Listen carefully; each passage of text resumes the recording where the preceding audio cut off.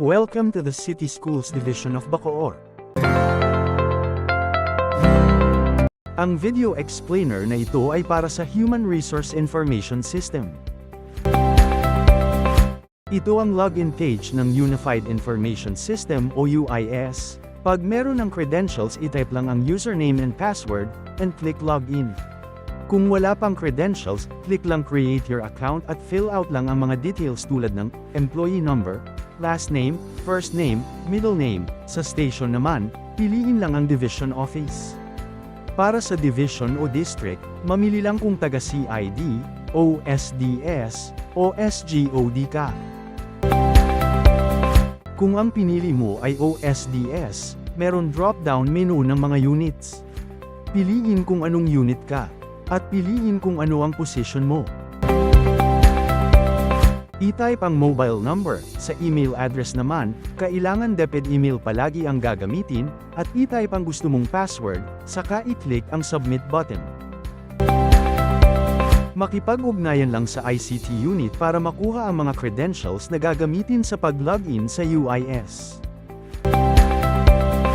Ito ang dashboard ng Unified Information System o UIS. Dito makikita ang iyong profile, pwede mo itong i-edit, mag-upload ng iyong picture, at pwedeng baguhin ang iyong password. Para makita ang mga iba't ibang systems sa UIS, i-click lang sa bandang kaliwa yung Information Systems. Ito ang ating mga systems, i-click o piliin lang ang HR system. Sa HR system, i-click ang menu, meron teacher list, loyalty, step increment, validity of license, for retirement, retired teachers, position at salary grade.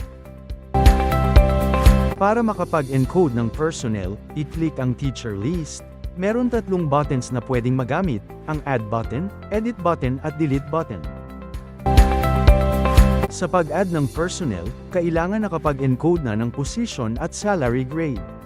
Sa teacher list, ilagay ang first name, middle name, last name, date of birth, male or female para sa gender, plantilla item number, position, kung teacher 1, teacher 2, teacher 3 o master teacher, ganun din ang salary grade at step, date of origin appointment, date of last promotion, license number, date of validity.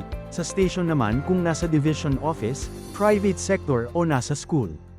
Pag school ang station, sa branch ay kung District 1, District 2, District 3, Junior High School o Senior High School, at ang unit o school. At i-click ang Submit button. Under Loyalty menu naman, makikita dito ang number of years, date of origin appointment at school, yun mga teachers na na-encode sa teacher list. Mas madali o mabilis ma-identify ang mga teachers o mga personnel kung sino-sino ang eligible na mabigyan ng loyalty. Ganun din naman sa step increment, makikita din dito yung last date promotion, number of years, salary grade, step at school. Sa validity of license naman, makikita dito ang license number, date of validity, at status kung kailan ma-expire. Pagdating sa for retirement, dito makikita ang mga teachers o mga personnel na pwede nang mag-retire from 60 to 65.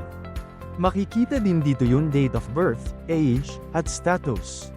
Kapag ang kanyang status ay optional, ibig sabihin pwede siyang mag-early retirement kahit hindi pa niya naaabot ang 65 mandatory retirement. Kapag retired na, pwedeng i-click yun Move to Retired Teacher button para matanggal ang pangalan niya sa for retirement list at mailipat sa retired teachers list. Thank you for watching. Para sa Batang Bacooreño.